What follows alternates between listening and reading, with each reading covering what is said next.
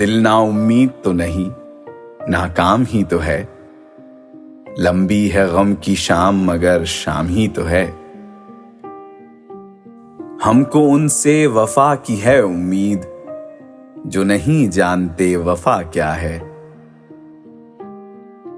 نا امیدی موت سے کہتی ہے اپنا کام کر، آس کہتی ہے ٹھہر خط کا جواب آنے کو ہے۔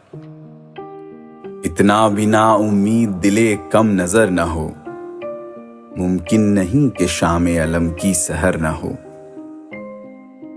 ایک چراغ اور ایک کتاب اور ایک امید اثاثہ، اس کے بعد تو جو کچھ ہے وہ سب افسانہ ہے۔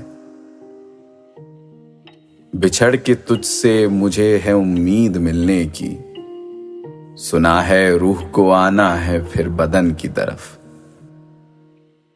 نئی نسلوں کے ہاتھوں میں بھی تابندہ رہے گا، میں مل جاؤں گا مٹی میں قلم زندہ رہے گا۔